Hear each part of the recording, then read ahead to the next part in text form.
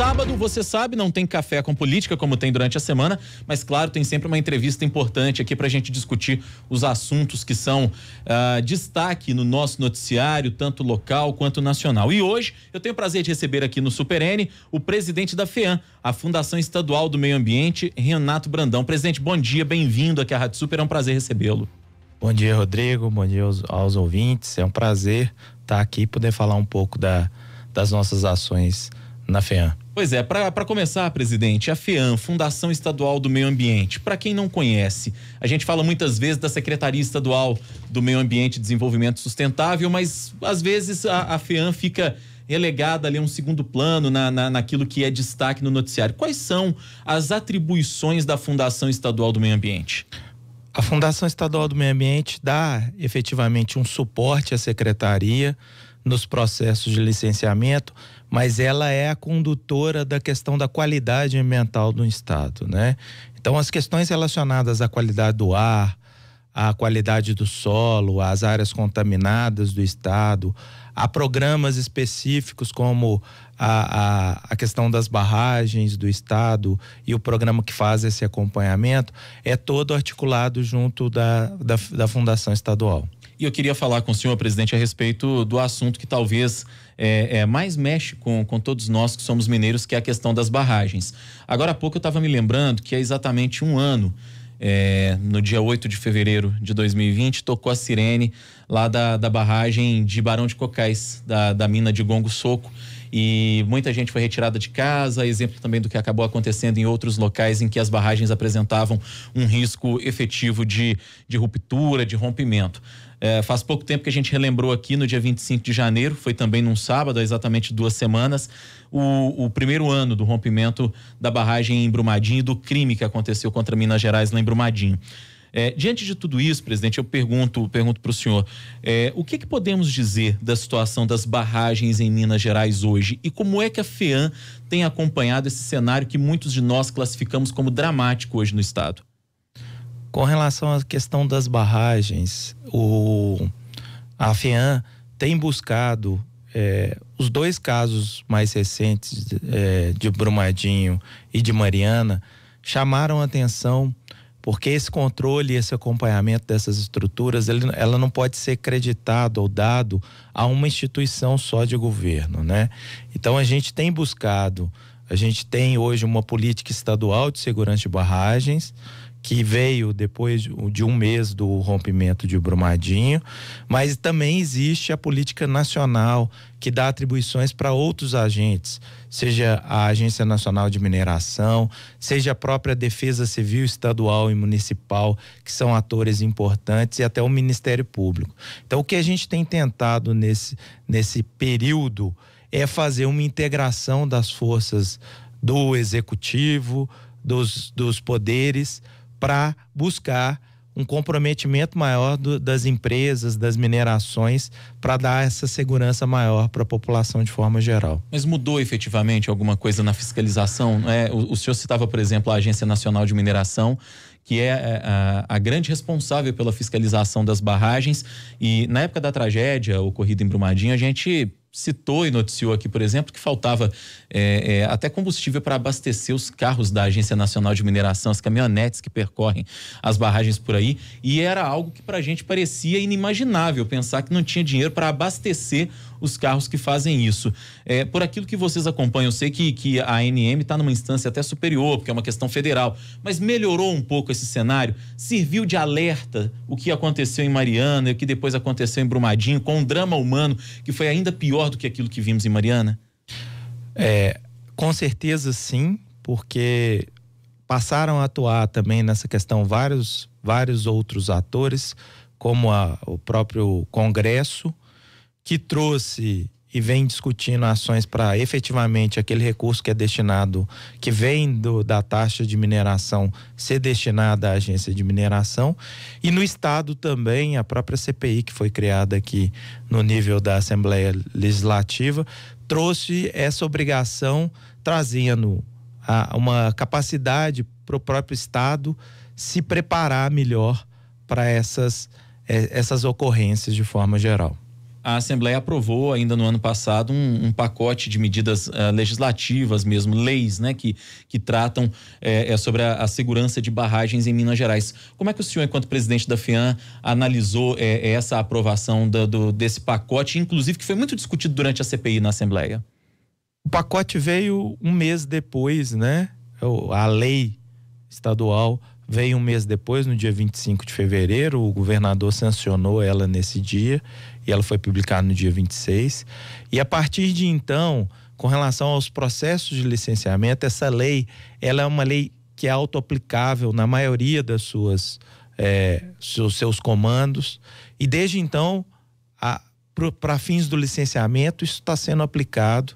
A gente tem trabalhado os processos que já estavam em curso na secretaria, levando aqueles que não têm viabilidade, dado a situação e as regras novas da lei, ao arquivamento, ao indeferimento, e fazendo uma discussão para aquelas estruturas que têm condição de operar cumprindo esses requisitos, dando as licenças, mas com todos os cuidados previstos na legislação. Existe sempre uma discussão entre a celeridade no licenciamento ambiental, porque a gente sabe que é um processo burocrático muitas vezes que sempre foi demorado aqui no estado, e o outro lado dessa história, que é o cuidado na emissão dessa licença, para que nós não tenhamos um risco ao meio ambiente.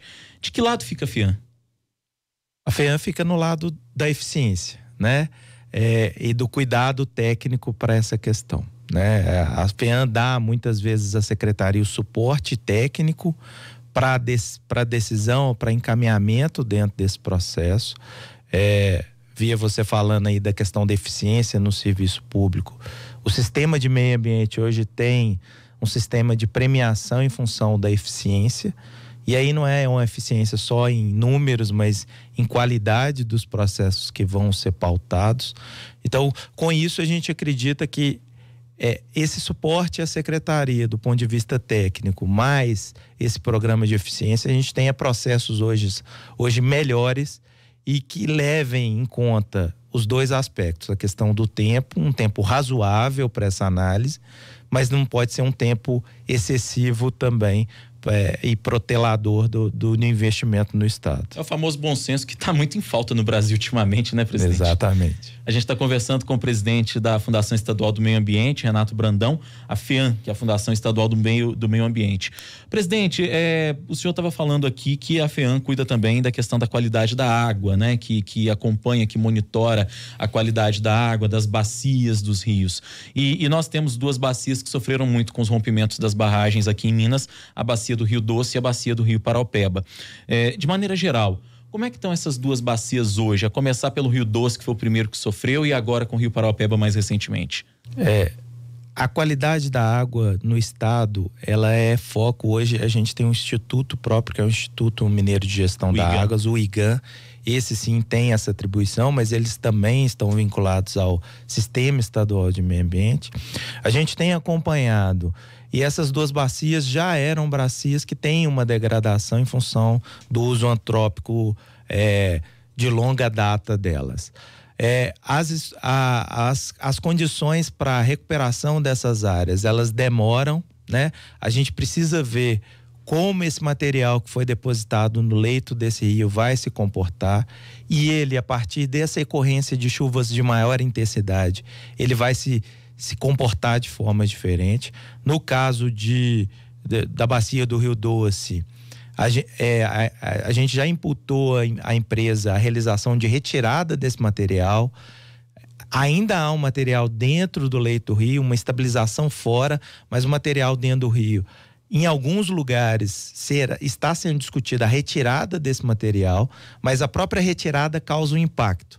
Então nós temos que discutir muito bem, porque eu posso estar imputando mais impacto para as comunidades. Então, para cada um dos setores, a gente está discutindo o que a gente chama de um plano de manejo, onde eu vou identificar os aspectos e impactos da própria retirada desse material e, eventualmente, do impacto que ela vai ficar.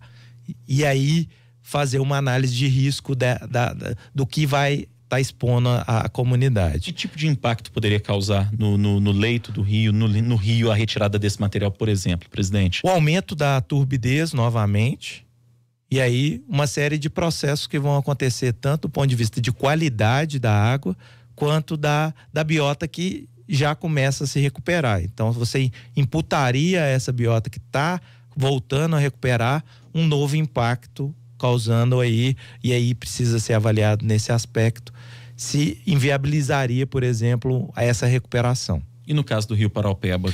No caso do Rio Paraupeba, para o Rio Paraupeba a gente tem um aporte de sedimentos bem menor. A gente acredita que a grande parte do material está nos primeiros 10, 15 quilômetros do Rio Paraupeba. Já está acontecendo uma dragagem no Paraupeba, que a gente pretende que nos próximos anos ela chegue até essa quilometragem dos 15 quilômetros. Então aí a gente já vai tirar a maior parte, mas no caso do Paraupeba, a maior parte do material ficou contido até a confluência do Paraupeba, que é o Ribeirão Ferro Carvão. E para esse ribeirão, a premissa colocada para todo o plano de manejo é a retirada integral do rejeito.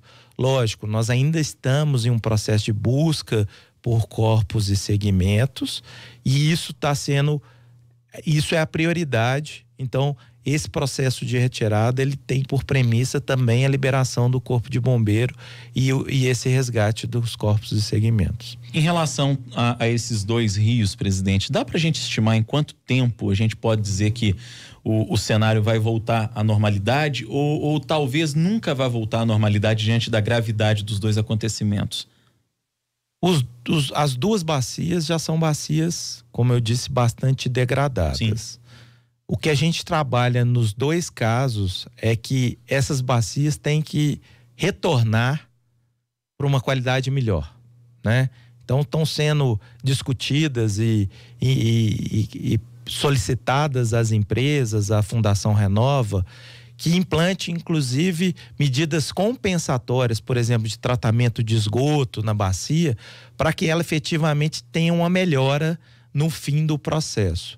A gente já vê que alguns trechos do Rio Doce, você já tem uma melhora da qualidade em função de tratamentos, porque principalmente a bacia do Rio Doce, você tem um carreamento muito grande, porque você tem estradas vicinais, você tem outras ações antrópicas acontecendo ali, que traziam um carreamento de material, e a ideia é que a bacia em si seja visualizada e seja tratada com essas ações de recuperação impostas à empresa. Quero falar de um outro rio que para nós é muito importante aqui na região metropolitana, presidente, que é o Rio das Velhas. Há pouco tempo a gente noticiou que pela questão da vazão de água do Rio das Velhas, que o rio estava correndo risco de ser reclassificado como um ribeirão. Uma situação que para nós seria absolutamente triste. O Rio das Velhas faz parte da paisagem até urbana mesmo das nossas cidades aqui, em muitas das cidades de Minas Gerais. Também aqui na região metropolitana corta um sem número de municípios. Qual a situação, até com as chuvas que a gente teve agora mais recentemente, qual a situação do Rio das Velhas? Vocês têm monitorado? Eu sei que o IGAM que é o maior responsável por isso, mas enquanto Fundação Estadual do Meio Ambiente, vocês têm monitorado a situação do Rio das Velhas também? A situação do Rio das Velhas, por ser um rio urbano, né? Ele tem uma série de aportes de lançamento de esgoto. Muito, infelizmente. Eu acredito que essa parte do lançamento urbano é uma parte que degrada bastante o Ribeirão. A gente tem discutido as questões de saneamento. A própria secretaria hoje criou uma área específica para o saneamento, para tratar as questões urbanas, e eu acho que a gente precisa evoluir nessa discussão da poluição urbana de forma geral, né? Que impacta significativamente aí o Rio das Velhas. Muito bem, a gente conversou com o presidente da FEAM, a Fundação Estadual do Meio Ambiente, Renato Brandão, na nossa entrevista de sábado aqui no Super N, falando a respeito de licenciamento ambiental, também falando sobre a bacia dos rios Doce e Paraupeba, falando também a respeito do Rio das Velhas, que é um rio, repito, muito importante para nós que vivemos aqui na região metropolitana. Presidente, gostaria de agradecer a sua entrevista, foi um prazer recebê-lo, muito obrigado e que tenha sempre um bom trabalho lá na FEAM. Eu que agradeço, bom dia a todos. Bom dia.